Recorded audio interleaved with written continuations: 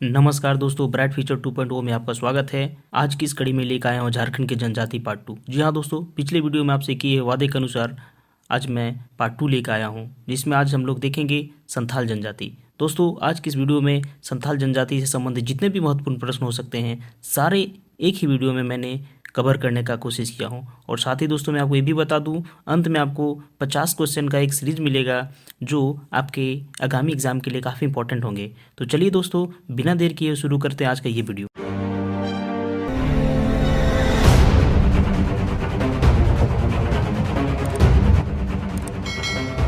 दोस्तों, आज हम संथाल जनजाति देख रहे हैं।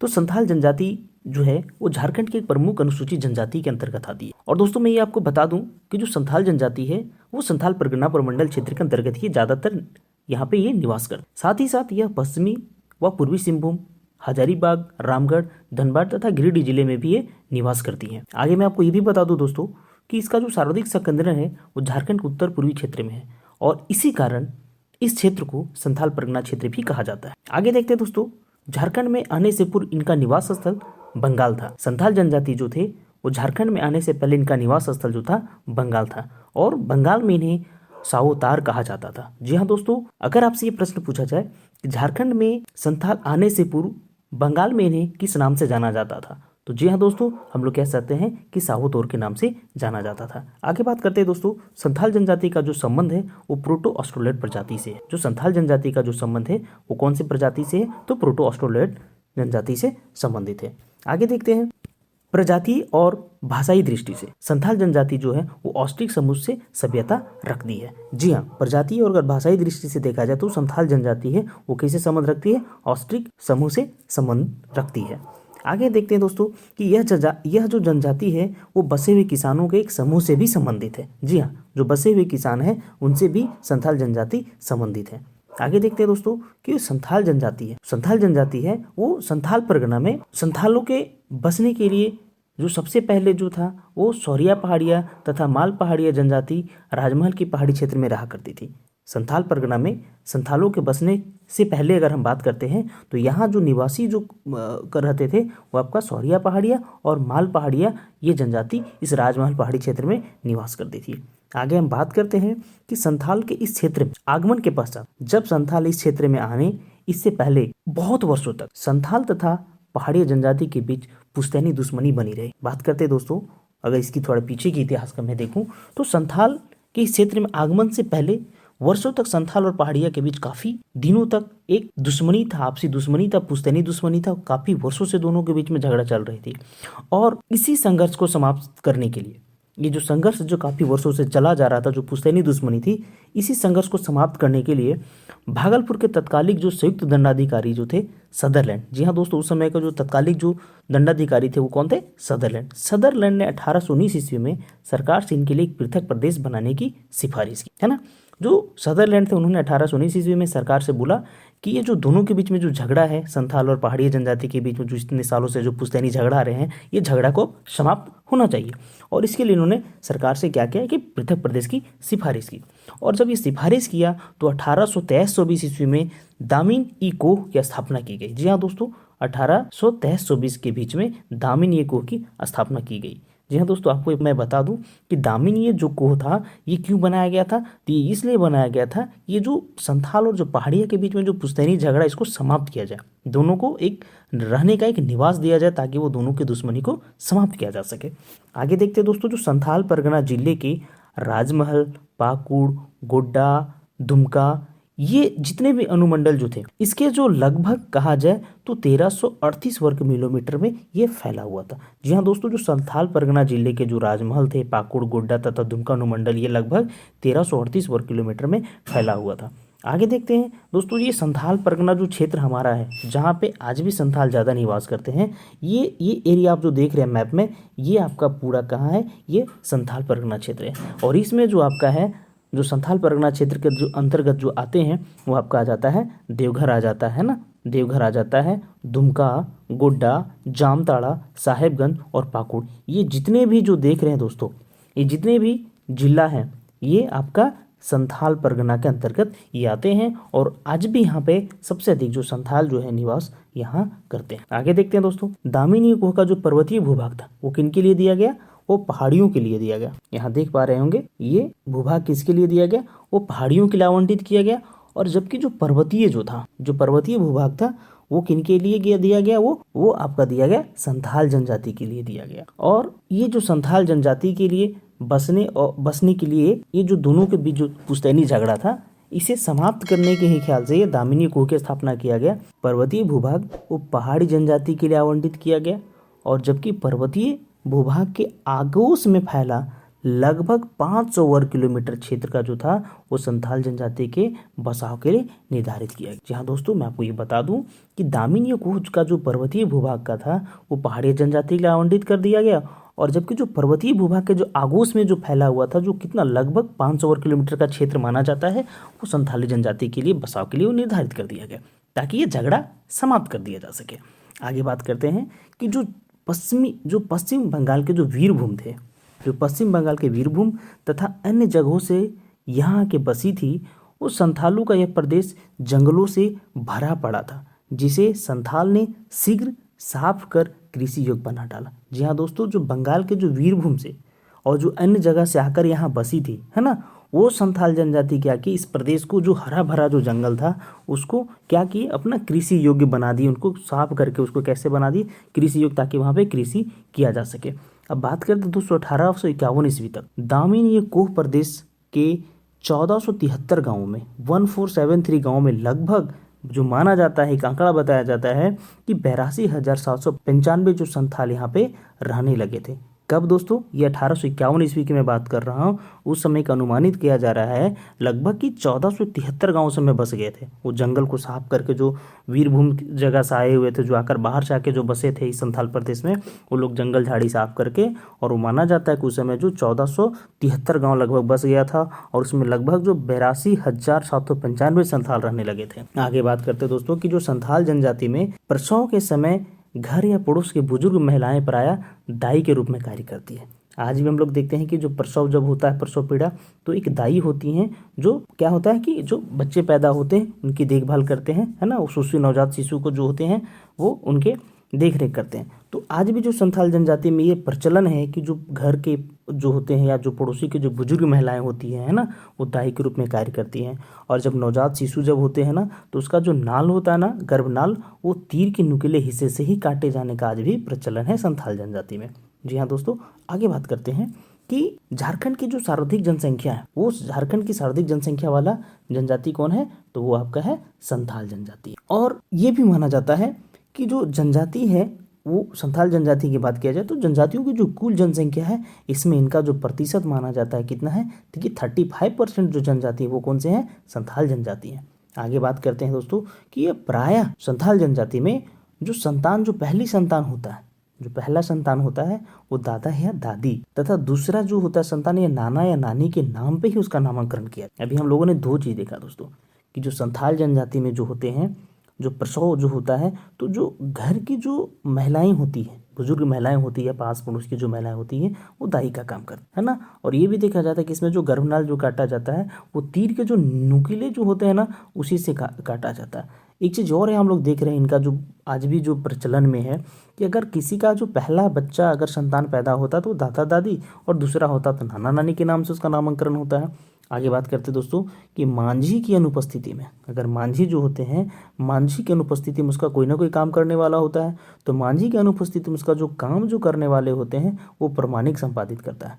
प्रमाणिक एक पद होता है दोस्तों, है ना, और वो जो पद होता है वो कौन करते हैं? वहाँ का अगर मान लिया जाए जिस दिन मांझी अनुपस्थित रहेंगे तो उस दिन कौन काम करेंगे? उनका प्रमाणिक उसके कार्य को संपादन करेंगे। आगे बात करते हैं संथाल गांव का जो संदेशवाहक होते हैं, है ना, जिसको हम लोग पोस्टमैन कहेंगे ना, जो पोस्टमैन हम लोग अपना जानते हैं, उनके यहाँ जो संदेशवाहक होते हैं उनको गोड़ैत कहा जाता है। क्या कहा जाता है? गोड़ैत कहा जाता है। आगे बात करते हैं दोस्तों कि संथाल जो भारत की वो तीसरी सर्वाधिक जनसंख्या वाली जनजाति है।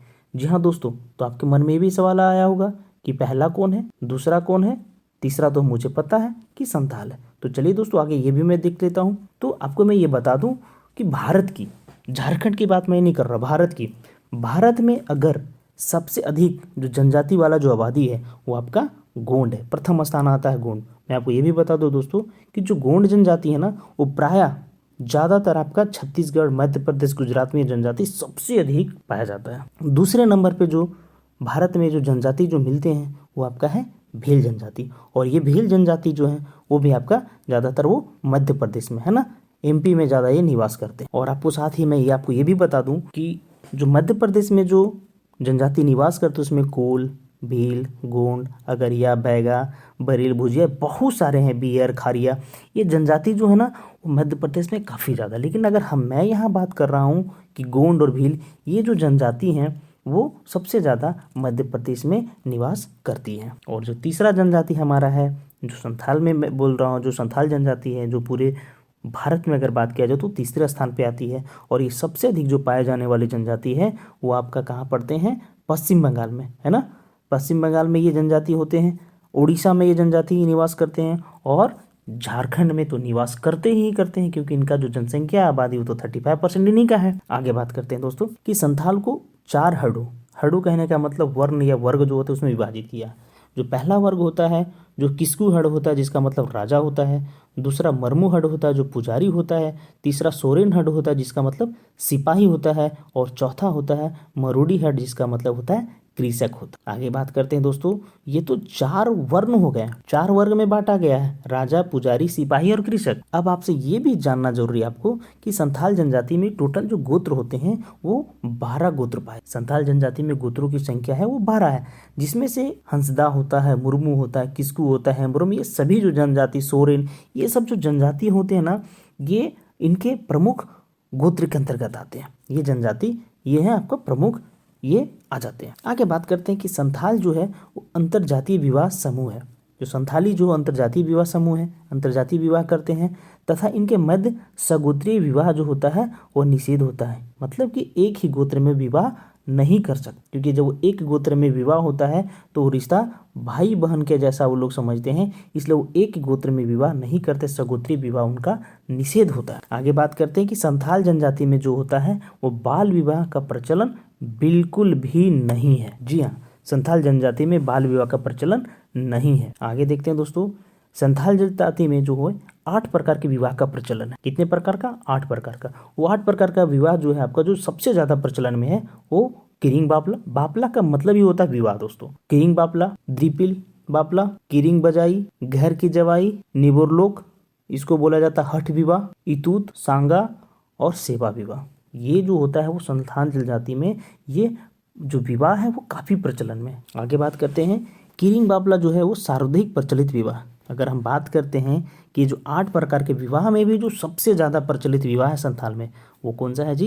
किरिंग बापला, जो सर्वाधिक प्रचलित विवाह है। और इस विवाह के अंतर्गत मैं बता दूं आपको, जो माता पिता होते हैं ना वो एक मध्यस्थ होते हैं, है ना। हम लोग जो गांव घर में जिसको बोलते हैं अगुआ बोलते हैं ना, आगे पीछे जो दोनों तरफ से जो मेडिएटर जिसको बोल सकते हैं, ये मध्यस्थ से ये विवाह तय किया जाता है ना।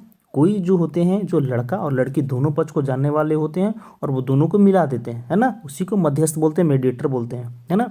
तो ये किरिंग बापला में जो होता है इसमें लड़का पक्ष और ये लड़की पक्ष को मिलाने वाला एक व्यक्ति होते हैं, है ना, और उन्हीं के संपर्क से ये दोनों का मिलन होता है, ये विवाह होता है। और ये विवाह को किरिंग बापला कहा जाता है और ये संथालों में सबसे ज्यादा प्रचलित। आगे बात करते हैं, संथाल समाज में जो सर्वाधिक कठोर जो होता है सजा होता है, जो सर्वाधिक कठोर जो सजा होता है वो सजा आपका है क्या है?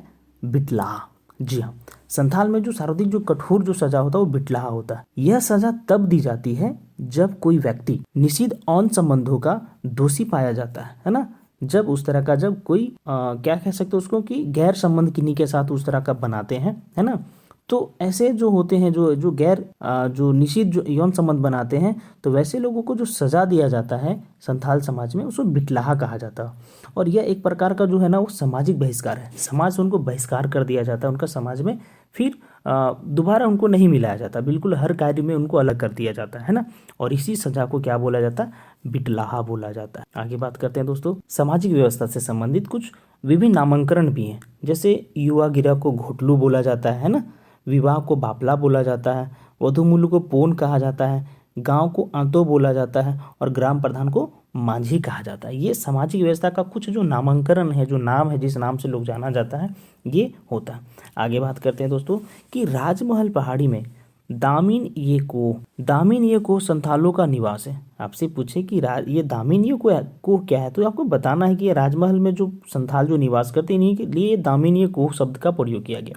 और ये दामिन ये जो कोह की जो स्थापना हुई थी वो 1824 ईस्वी में किया गया था। दोस्तों आपको कहीं कि 1837 भी दिखने को मिलेगा, तो आप देख लेंगे ऑप्शन के अनुसार कि आपका 37 अगर है ऑप्शन में या नहीं, लेकिन सही इसका होगा दोस्तों 1824 में ही दामिनी कोह की स्थापना किया गया। कुछ पुस्तक में 1837 भी लिया गया। आगे बात करते हैं सरहुल, कर्मा, एरोक, बंधना, हरियाड़, जापड़, सोराई, सकरात इत्यादि वो संथालों का प्रमुख त्योहार है। और बात करते हैं इनका जो त्योहार का जो शुरुआत जो हो जाता है वो आषाढ़ माह में संथालों का त्योहार की शुरुआत होती है। जो आषाढ़ माह होता है उस समय इनके संथालों का जो त्योहार जो होता है उस समय तक लगभग शुरू हो जाता है। आगे बात करते हैं दोस्तों कि जो सोहराई त्यौहार है वो फसल जब कटाई होती है ना, इसी की खुशी में वो लोग धूमधाम से ये त्यौहार को मनाते हैं। कौन सा त्यौहार? सोहराई मनाते हैं। और ये जो इनके यहाँ त्यौहार का जो शुरुआत हो जाता है वो आषाढ़ माह से ही इनके यहाँ त्यौहार शुरू हो जाता है। आगे बात करते हैं दोस्तों 92वां संविधान संशोधन कब हुआ था? 2003 के। कह रहा है कि 92वां संविधान संशोधन है वो 2003 के द्वारा संविधान के 8वीं अनुसूची में 4 भाषा, कितने भाषा? 4 भाषा। वो भाषा कौन कौन था? मैथिली, बोडो, संथाली, डोगरी। ये जो 4 भाषाएं थी उनको स्थान दिया गया है ना। अगर हम बात करते हैं भारतीय संविधान में तो ये 4 भाषा को 92वां संविधान संशोधन 2003 के अंतर्गत जोड़ा गया और उसमें मैथिली, बोडो, संथाली और डोगरी था। और जिसमें संथाली भी एक जो है जो झारखंड की जो बहुल जो जनजाति के रूप में जाना जाता है, इस भाषा को भी स्थान प्राप्त हुआ। अब आपसे बात किया जाए दोस्तों कि जो संथाली है वो भारतीय संविधान की 8वीं अनुसूची में स्थान पाने वाला झारखंड का एकमात्र क्षेत्रीय भाषा है ना। झारखंड की बहुत सारी क्षेत्रीय भाषाएं हैं, उसमें से एकमात्र क्षेत्रीय भाषा है संथाली, जिसे भारतीय संविधान की 8वीं अनुसूची में शामिल किया गया है। दोस्तों आपसे कभी कभी ये भी प्रश्न पूछा जाएगा कि संथाली को कब भारतीय संविधान में इन्हें जगह दिया गया या तो कब इसे सम्मिलित किया गया? तो दोस्तों 2003 कदापि नहीं मारेंगे, 2004 मारेंगे, क्योंकि 2003 में संशोधन के लिए प्रस्तावित किया गया था, लेकिन जो इसमें लागू किया वो 2004 में, तो 2004 में शामिल कर लिया गया था संथाल जनजाति, ये संथाली भाषा को। आगे देखते हैं जो संथाल जो होते हैं, जो संथाल जनजाति के जो लोग होते हैं वो चावल से बनने वाले शराब का सेवन करते हैं जिसे हड़िया कहा जाता है।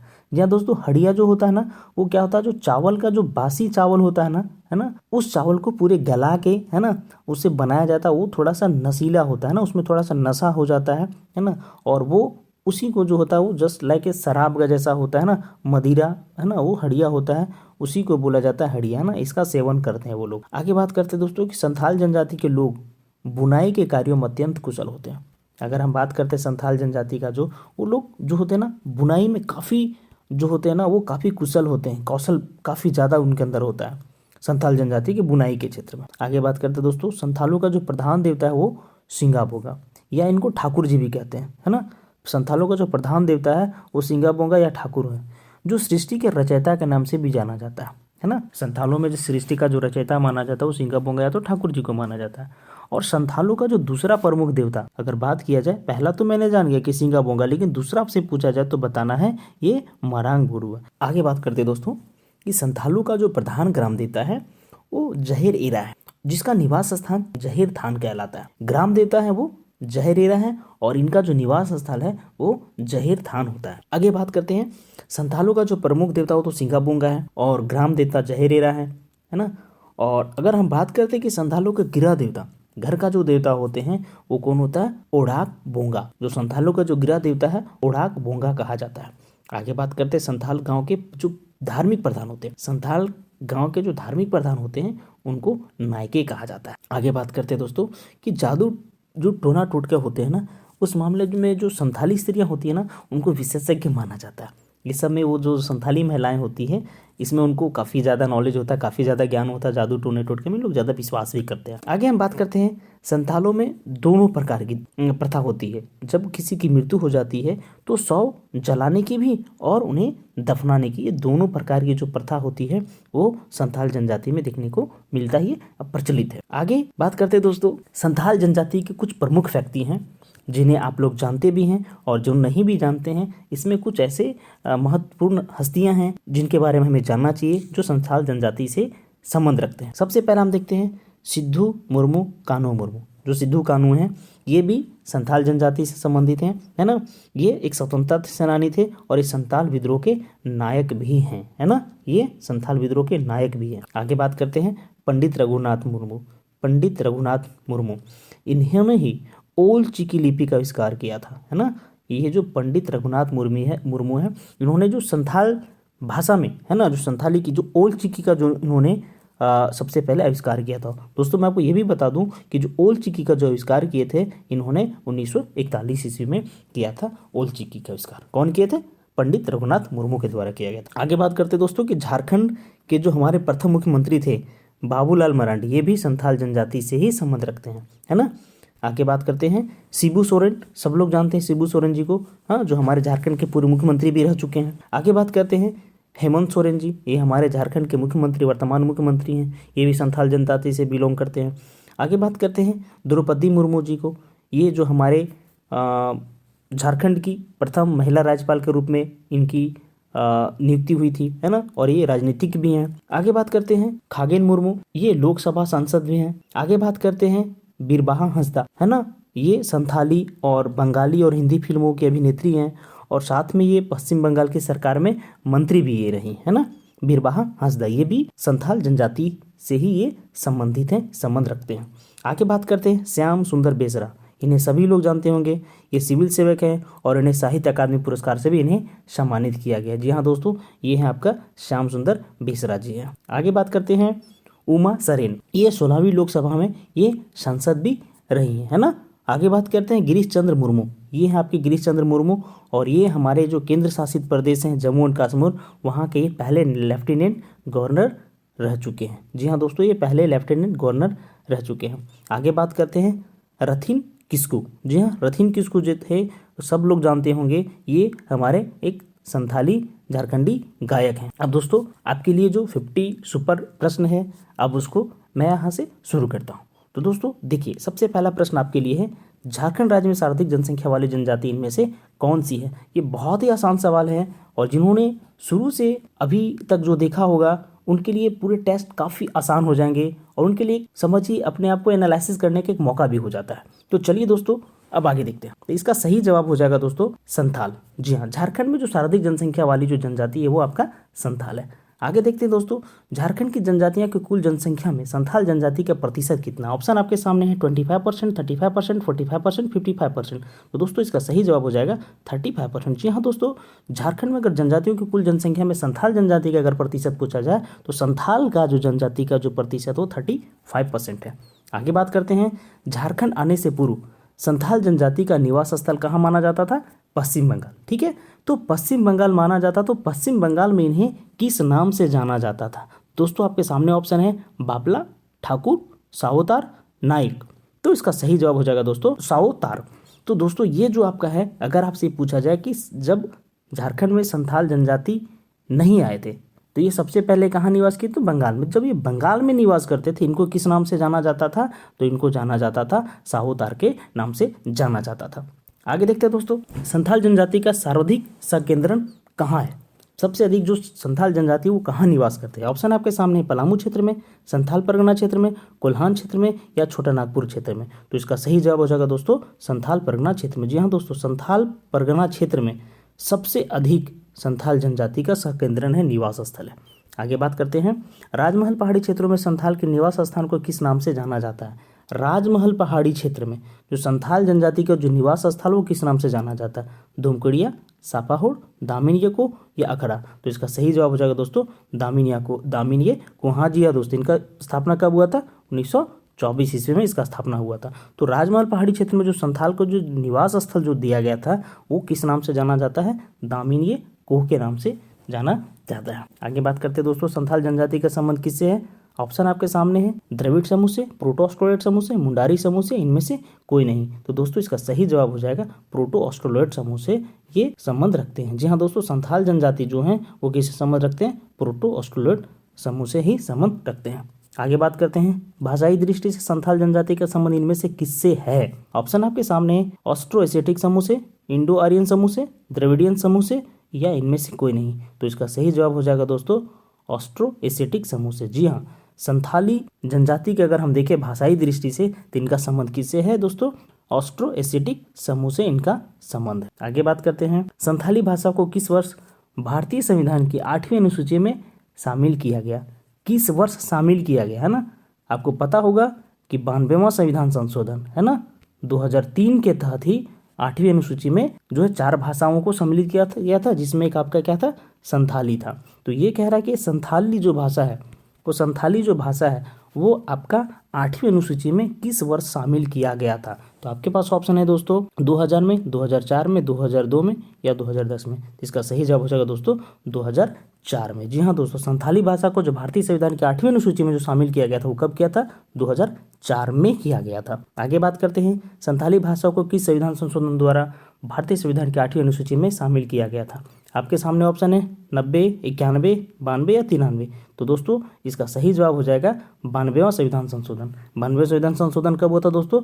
2003 ईस्वी में ये हुआ था। और ये 92वां संविधान संशोधन के तहत ही संथाली भाषा को भारतीय संविधान की 8वीं अनुसूची में शामिल किया गया था। आगे देखते हैं दोस्तों, ओल चिकी क्या है? तो आपके सामने ऑप्शन है संथालों की वेशभूषा, संथालों का पकवान, संथाली भाषा की लिपि या संथालों का त्यौहार। जी हाँ दोस्तों, ओल चिकी क्या है? तो इसका सही जवाब हो जाएगा ओल चिकी संथालों की एक लिपि है। तो ये ओल चिकी का कौन आविष्कारक है, किन्हें माना जाता है?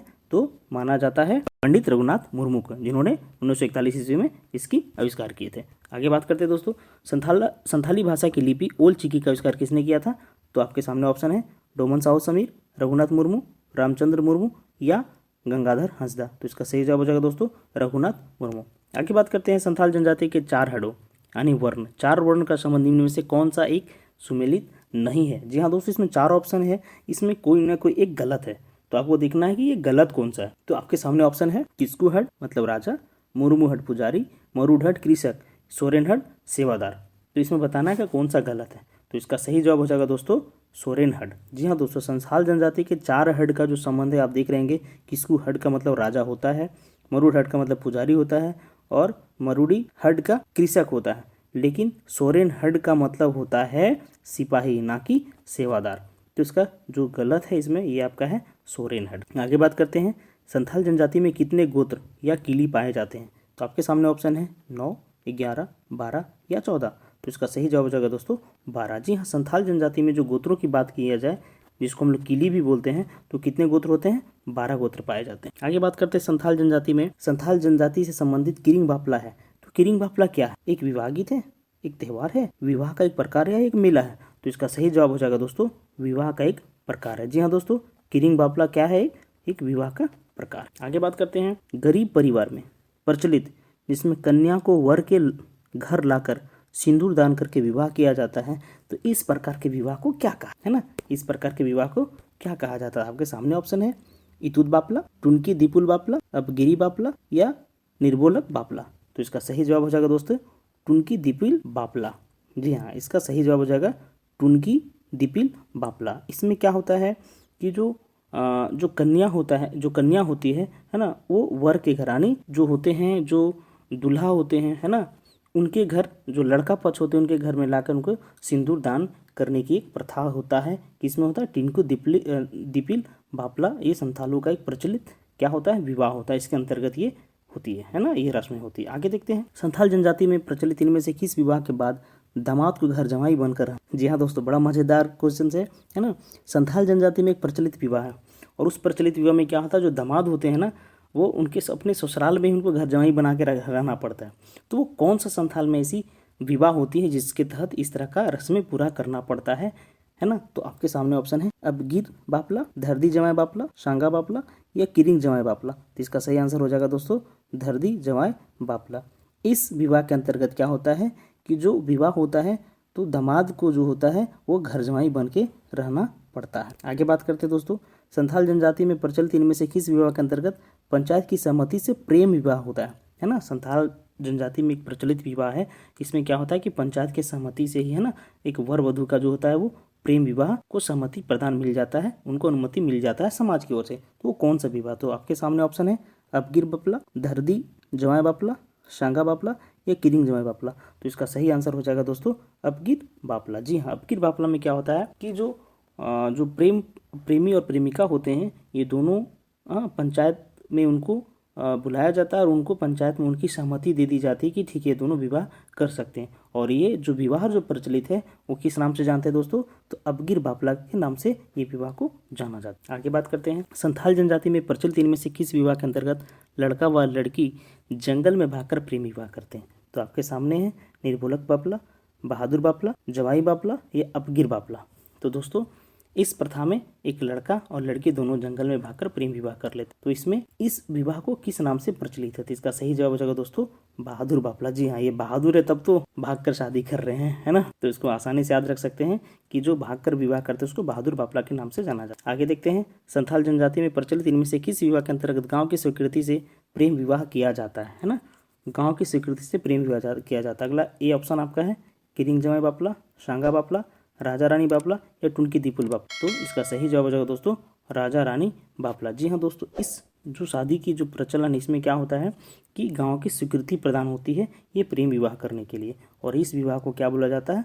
राजा रानी बापला बोला जाता है। आगे देखते हैं, संथाल जनजाति में प्रचलित इनमें से किस विवाह के अंतर्गत किसी विधवा महिला का विवाह विधुर पुरुष से होता है? तो दोस्तों यहाँ ऑप्शन आपके सामने है सांगा बापला, किरिंग बापला, टुनकी दीपुल बापला या निर्वोलक बापला।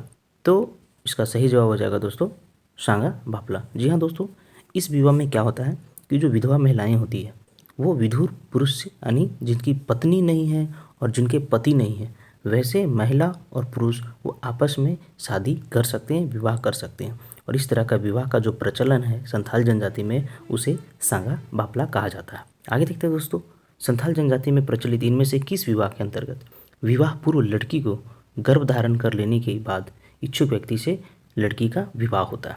तो ऑप्शन आपके सामने दोस्तों बहादुर बापला, किरिंग जमाई बापला, धरदी जमाई बापला या सांगा बापला। तो इसका सही जवाब हो जाएगा दोस्तों किरिंग जमाई बापला। जी हाँ दोस्तों, इस विवाह में यह प्रचलन है कि जो लड़की होती है वो पहले ही लड़के के साथ रहना शुरू कर देती हैं और जब वो गर्भ धारण हो जाती है तो अपने जिस प्रेमी के साथ रहते हैं उनके साथ वो विवाह कर लेते हैं। आगे बात करते हैं दोस्तों, राज्य की संथाली जनजाति कौन सा कार्य करती है? राज्य का जो संथाल जो जनजाति है उनका मुख्य कार्य क्या होता है, क्या काम करते हैं वो अपने जीविकोपार्जन के लिए?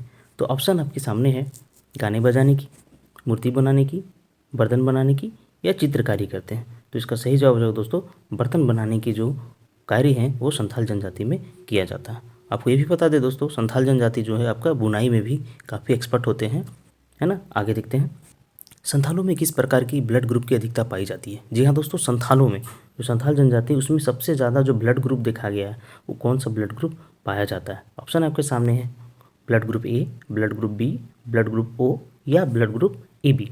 तो इसका सही जवाब हो जाएगा दोस्तों ब्लड ग्रुप बी। जी हाँ दोस्तों, ब्लड ग्रुप बी जो होता है वो अधिकतर संथाल जनजाति में ये ब्लड ग्रुप देखा गया। आगे बात करते हैं, संथालों में दीक्षा संस्कार को किस नाम से जाना जाता है? संथालों में जो दीक्षा संस्कार होता है किस नाम से जाना जाता है? ऑप्शन आपके सामने है जन्म छठियार, चाचो छठियार, कन छठियार या इनमें से कोई नहीं। तो इसका सही जवाब हो जाएगा दोस्तों चाचो छठियार। जी हाँ, संथालों में जो दीक्षा संस्कार होता है किस नाम से जाना जाता है? चाचो छठियार के नाम से जाना जाता है। आगे बात करते हैं, संथालों के विवाह के संबंध में कौन सा कथन सत्य है? संथालों के विवाह के संबंध में कौन सा कथन सत्य? ऑप्शन आपके सामने है संथाल समाज में बाल विवाह की प्रथा नहीं है। ऑप्शन बी जीजासाली विवाह और देवर भौजाई विवाह की मान्यता प्रचलित है। और ऑप्शन सी है इनमें तलाक की प्रथा पाई जाती है। और ऑप्शन डी है उपरोक्त सभी। तो इसका सही जवाब हो जाएगा दोस्तों उपरोक्त सभी। जी हाँ दोस्तों, संथाल विवाह में जो है जो प्रचलन है संथाल समाज में बाल विवाह की प्रथा नहीं होती है ना। ये प्रचलन है कि संथाल समाज में बाल विवाह का प्रचलन नहीं है, तो इसका ये भी ऑप्शन सही है। जीजा साली विवाह और देवर भौजाई की विवाह मान्यता प्रचलित है। हाँ, जीजा साली और देवर भौजाई का भी विवाह इसमें मान्यता है और इसमें तलाक की प्रथा पाई जाती है, इसमें तलाक का भी प्रचलन है। तो उपरोक्त देखा जाए तो ये तीनों जो स्टेटमेंट है वो बिल्कुल।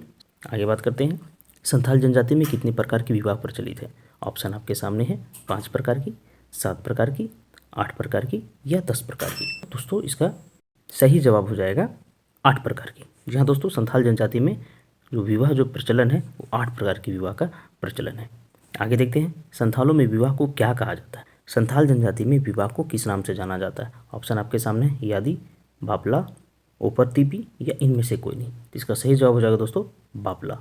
संथाल में जो विवाह का जो नाम दिया गया है, जो विवाह को बोला जाता है, वो बापला के नाम से प्रचलित है। संथाल में विवाह को बापला कहा जाता है। आगे देखा जाए, किरिंग बापला किस आदिवासी से संबंध है। किरिंग बापला किस आदिवासी से संबंधित है।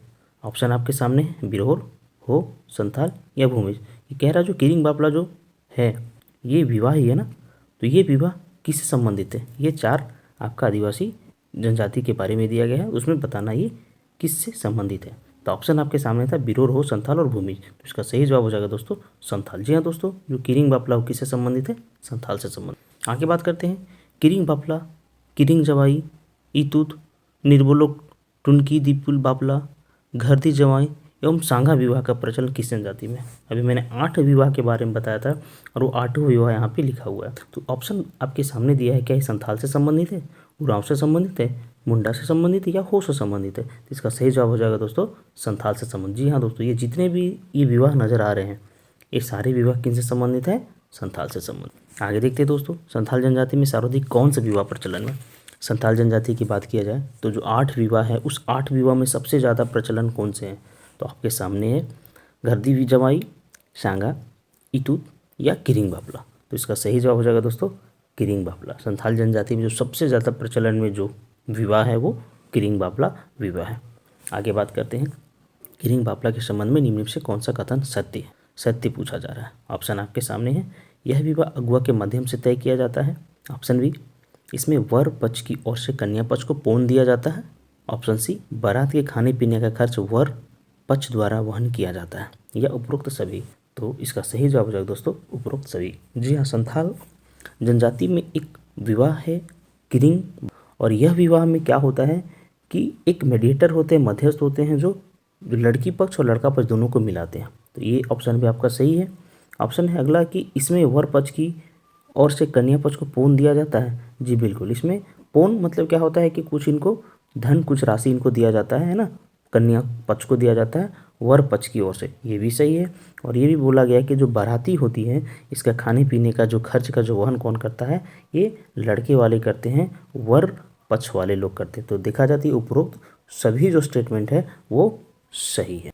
आगे बात करते हैं, संथालों को लोक कथाओं में, संथालों के लोक कथाओं में अधिकतर पात्र कौन होते हैं, है ना, अधिकतर पात्र कौन होते हैं। तो ऑप्शन आपके सामने राजा, रानी, पशु या इनमें से कोई नहीं। तो इसका सही जवाब है दोस्तों पशु। जी हाँ, संथालों की जो लोक कथाएं जो गढ़ा जाता है, जो कहानी जो बनाए जाते हैं, उनके जो पात्र जो होते हैं वो पात्र किसे माना जाता है, पशु को। यस, पशु को ही सब्जेक्ट मानकर जो इनके जो कहानी होते हैं उनकी रचना की जाती है। आगे बात करते हैं दोस्तों, संथाल में हेम्ब्रम जनजाति का गोत्र चिन्ह क्या है। संथाल में एक हेम्ब्रम जनजाति होते हैं, उनका गोत्र चिन्ह क्या हो। तो ऑप्शन आपके सामने है घास, गौरैया पक्षी, पान पत्ता या कौआ। तो इसका सही जवाब हो जाएगा दोस्तों पान का पत्ता। हेम्ब्रम जनजाति उसका गोत्र का जो चिन्ह होता है वो क्या होता है, पान का पत्ता इनका चिन्ह होता है। आगे बात करते हैं, निम्न में से कौन सा गोत्र चिन्ह हंसदा जनजाति का है। हेम्ब्रम का तो मैंने देख लिया पान का पत्ता, अब यहाँ पूछ रहा है हंसदा जनजाति का कौन सा इसमें गोत्र चिन्ह है। ऑप्शन आपके सामने कछुआ, जंगली हंस, मोर या विवरणी। अगला प्रश्न देखते हैं दोस्तों, अगला प्रश्न देखते हैं दोस्तों, निम्न में से कौन सा गोत्र हंसदा जनजाति से संबंधित है। तो ऑप्शन आपके सामने है कछुआ, जंगली हंस, मोर या बिरनी। तो इसका सही जवाब हो जाएगा दोस्तों जंगली हंस। जी हाँ दोस्तों, अभी हमने देखा कि हेम्ब्रम जनजाति का था वो पान का पत्ता था और हंसदा जनजाति का क्या है, जंगली हंस है। आगे बात करते हैं, सोरेन जनजाति का गोत्र चिन्ह क्या है। सोरेन जनजाति का गोत्र चिन्ह क्या है। ऑप्शन आपके सामने बंदर, लकड़बग्घा, सुअर या पक्षी। तो इसका सही जवाब है दोस्तों पक्षी। जी हाँ दोस्तों, सोरेन जनजाति का जो चिन्ह होता है, गोत्र चिन्ह होता है वो पक्षी होते हैं। आगे बात करते हैं, निम्न में से किसका गोत्र चिन्ह मांडर घास होता है। एक घास होता है दोस्तों, गांव घर में पाए जाते हैं मांडर घास। तो कह रहा हूँ मांडर घास किसका है। ऑप्शन आपके सामने है सोरेन का, टुड्डू का, मरांडी का या इनमें से कोई नहीं।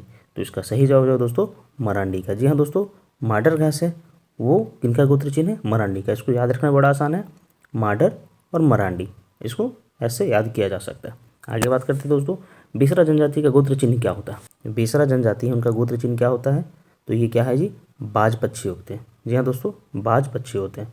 आगे बात करते हैं, पौड़िया गोत्र का चिन्ह क्या होता है। पौड़िया गोत्र का जो होता है वो गोत्र चिन्ह क्या होता है। ऑप्शन आपके सामने है, कबूतर, कौआ, मछली या सांड। तो इसका सही जवाब है दोस्तों कबूतर। जो पौड़िया होती है, पौड़िया का जो गोत्र चिन्ह क्या होता है वो कबूतर होता है। कबूतर पक्षी इनका गोत्र चिन्ह होता है। आगे देखा जाए, एक चोंडे गोत्र होता है। चोंडे गोत्र का गोत्र चिन्ह क्या होता है। तो ये चोंडे गोत्र का गोत्र चिन्ह है, आपका ऑप्शन है मेढक होता है, मछली, छिपकली या नीलगाय। तो इसका सही जवाब है दोस्तों छिपकली। जी हाँ दोस्तों, ये चोंडे गोत्र जो होते हैं, चोंडे गोत्र होते हैं, इसका जो गोत्र चिन्ह होता है वो छिपकली होता है। आगे देखते हैं, संथाल महिलाओं को निम्न में से कहाँ जाना निषिद्ध माना जाता है। कहाँ जाना उनके लिए मनाही होता है। तो ऑप्शन आपके सामने है, माझी थान, मेला, हाट या इनमें से कोई नहीं।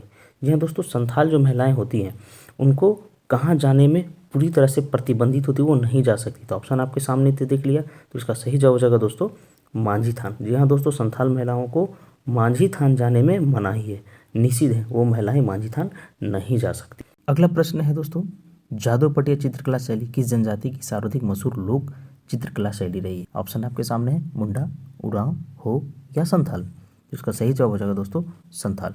जी हाँ दोस्तों, जादव पटिया चित्रकला शैली जो है वो संथाल जनजाति की सर्वाधिक मशहूर चित्रकला शैली रही है। आगे देखते हैं, निम्न में से कौन सी चित्रकला शैली संथालों की सामाजिक, धार्मिक और रीति रिवाजों और मान्यताओं को उकेरती है। तो ऑप्शन आपके सामने है, कोहबर, जादव पटिया, सोहराय या इनमें से कोई नहीं। तो इसका सही जवाब हो जाएगा दोस्तों जादव पटिया। जी हाँ दोस्तों, जादव पटिया जो चित्रकला शैली है वो संथालों की सामाजिक, धार्मिक, रीति रिवाजों और मान्यताओं को उकेरती है। अगला देखते हैं दोस्तों, जादव पटिया शैली के चित्रकार को संथाली भाषा में क्या कहा जाता है। जो जादव पटिया शैली का जो चित्रकारी करते हैं उन्हें संथाली भाषा में किस नाम से जाना जाता है या क्या कहा जाता है। ऑप्शन आपके सामने, जादव, जाहिना, पटिया या इनमें से कोई नहीं। तो इसका सही जवाब हो जाएगा दोस्तों जादू। जी हाँ दोस्तों, जो जादव पटिया चित्रकला जो करते हैं, जो जादव पटिया शैली का जो चित्रकारी होते हैं उन्हें संथाली भाषा में क्या बोला जाता है, जादव बोला जाता है। अगला प्रश्न आपके सामने दोस्तों, संथालों का कौन सा पर्व उरांव मुंडा के सरहुल के समान हो। संथालों का एक पर्व होता है जो उरांव और मुंडा का जो सरहुल पर्व के समान होता है। तो ऑप्शन आपके सामने है, बाहा या जिसको बा बोलते बा पर्व, बी सोहराई, सी हरियाड या डी एरो। तो इसका सही जवाब हो जाएगा दोस्तों बाहा पर्व या जिसको बा पर्व के नाम से जाना जाता है। ये पर्व जो होता है वो बिल्कुल उरांव और जो मुंडा का जो सरहुल पर्व होता है ठीक उसी जैसा संथालों में भी मनाया जाता है, लेकिन संथाल में बाहा बोला जाता है और इसी तरह का जो पर्व जो उरांव और मुंडा वो सरहुल के नाम से जानते हैं। आगे बात करते हैं दोस्तों, बाहा के पहले दिन का नाम क्या है। बाहा जो चलने वाला जो त्यौहार होता है उसके पहले दिन को किस नाम से जाना जाता है। ऑप्शन आपके सामने है, सुम, एरा, ओम या इनमें से कोई नहीं। तो इसका सही जवाब हो जाएगा ओम।